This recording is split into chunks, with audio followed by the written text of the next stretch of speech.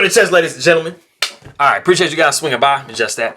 Appreciate you guys swinging by for this video I have for you. I'm gonna try my best to keep up with the tournament that we have going on, which is the New in Chess Classic. It is the 5th event in the Champions Chess Tour.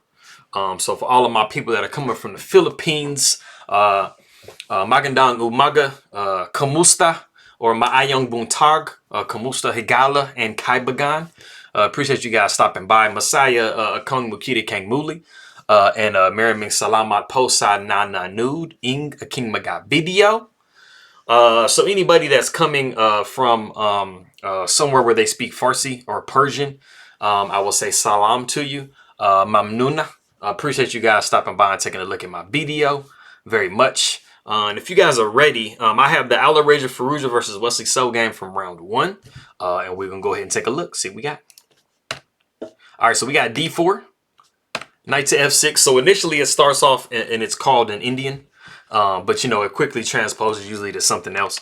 So we see knight to F3, we got D5, we have bishop to F4, C5, and we have E3. So we have the London system now. It's a pretty heavily played, I don't want to say heavily played, but it's pretty legitimately played by Magnus Carlsen. He's definitely a London type player. But it's just kind of a way to get this bishop out of this pawn chain, because normally you'll have like a, you know, just the E3 initially when you have like maybe like a Queen's Gambit type situation. So you kind of have a problem sometimes getting this bishop out into play. And the same kind of thing happens with black when they play like a French or something.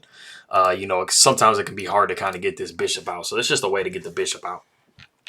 So we see knight coming to F6. We have knight B to D2. We have E6, C3.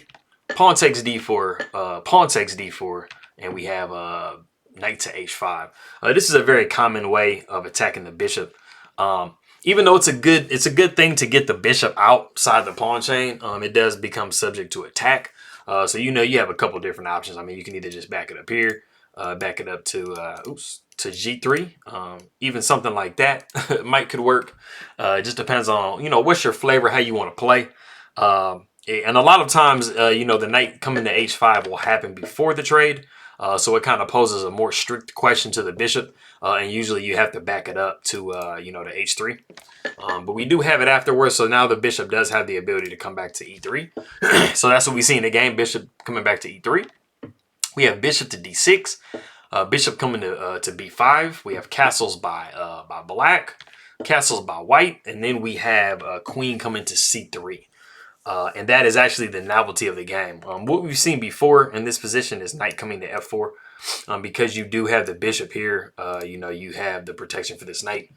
So your goal is to try to trade off this this bishop for this bishop, or the knight for the bishop. So we see rook coming to E1. We have A6, bishop coming back to D3. So we see G6, and we see rook coming to C1. Rook to C1 is a pretty clear intent. A lot of times you're playing, I mean, something that's really good for you to do is actually to put the rook opposite the queen, or if you ever get the chance, you know, to put the rook opposite the king as well.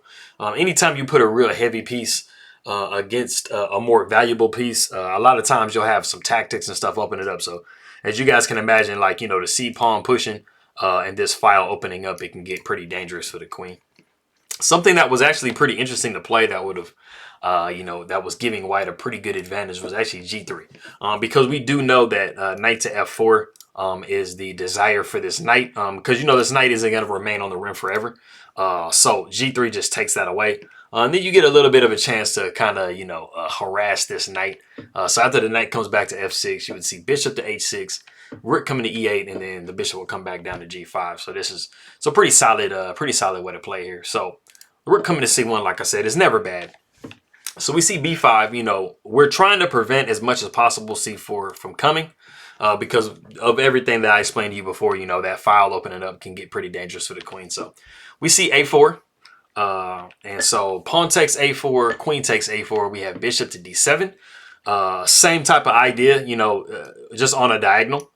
So this bishop is trying to, you know, discover some type of attack on this queen. So we see queen coming back down to C2. And so we see rook A to B8, knight coming to B3.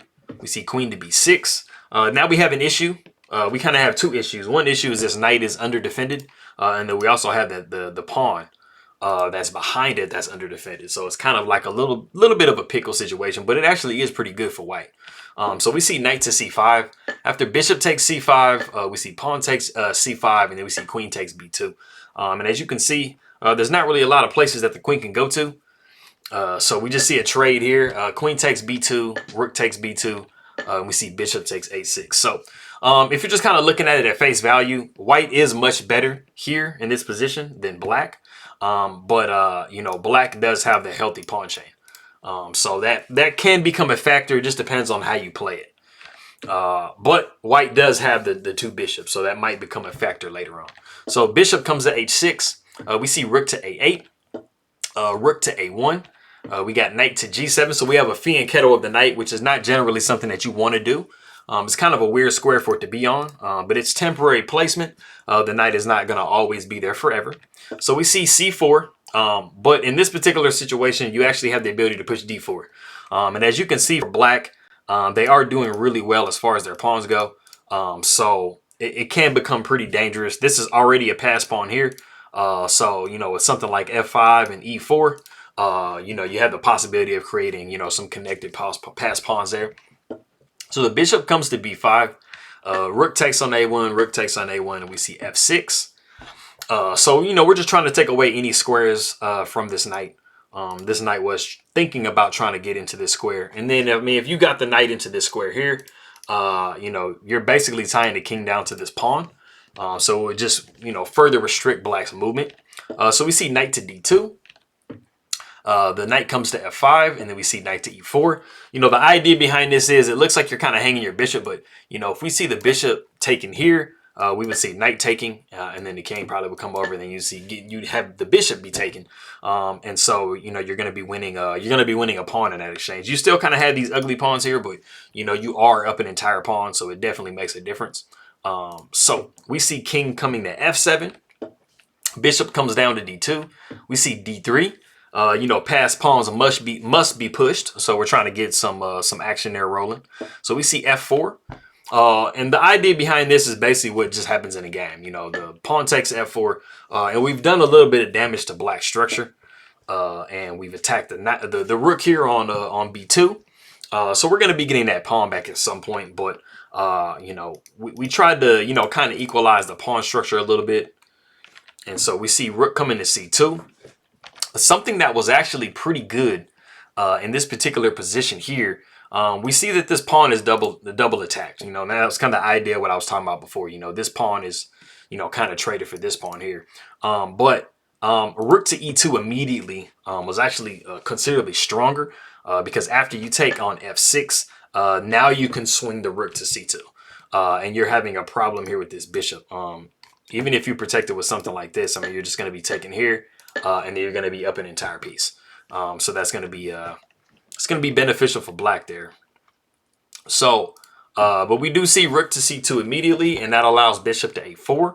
So we have knight f to d4. So in this position as well, rook to e2 was best.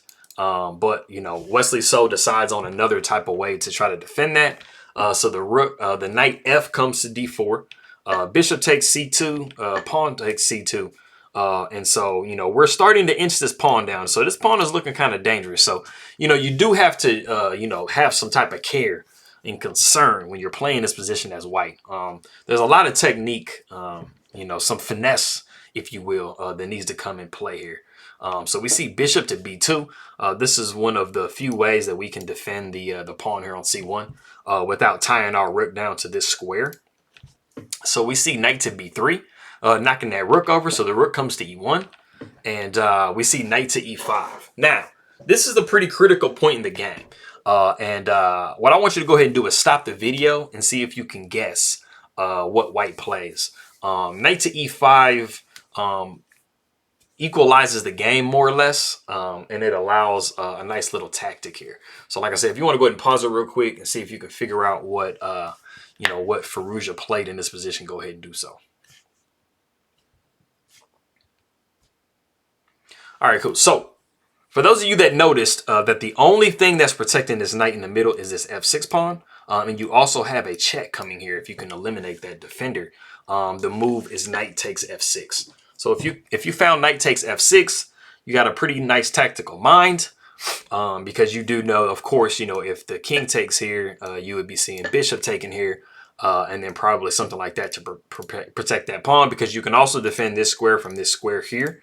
So you don't want to just allow an extra pawn to be taken. So it just would force, you know, the bishop to come back here. But you do have some threats coming. And so, you know, it's definitely giving you, you know, a benefit in this position. But we actually see a really nice in-between move by So, and it is knight to d3, giving a counterattack on the rook, and also reinforcing this square. Like I said, you do have to have some finesse. And that's the thing when you play really strong players. Even though they might be down material or down positionally, they a lot of times they find those in-between, you know, Zug moves that, you know, make it really, really hard to defeat them. It can get pretty annoying when you know you're winning and the person just keeps finding those moves over and over again. They're like, dude, just lay down. Just lay down and lose. Like, it's easy. It's simple. You know, help me out. So the knight does take on d7. We see knight taking e1. The knight to e5 with check.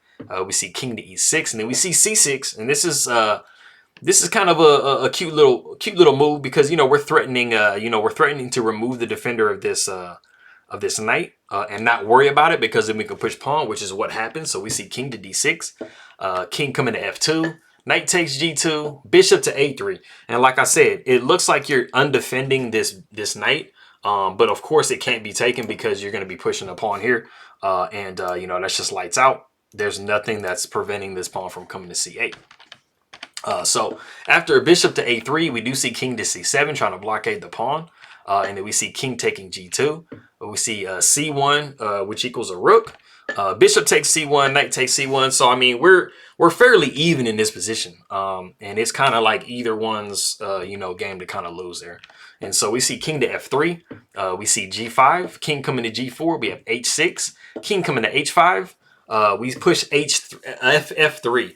And this is actually the move that starts to kind of lose the game for Wesley. So it just gives away a pawn. But what it, and more importantly, does is it puts the knight in a very advantageous position when it comes to taking the rest of these pawns and putting check to the king. So we see knight taking f3, king taking c6, king taking h6. And the problem here is the fact that this pawn is attacked, you know, there's not really anything good to do with it, because if you leave it there, of course, it's going to get taken by the king.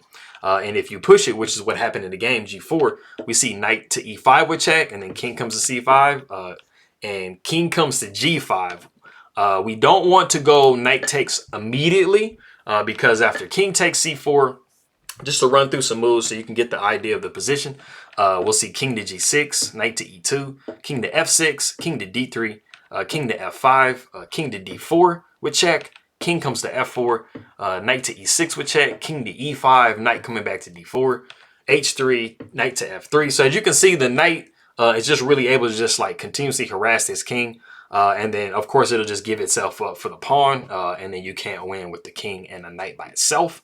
So after the knight comes to c5, we do see king to g5. The king comes to d4, knight takes on g4, knight comes to e2.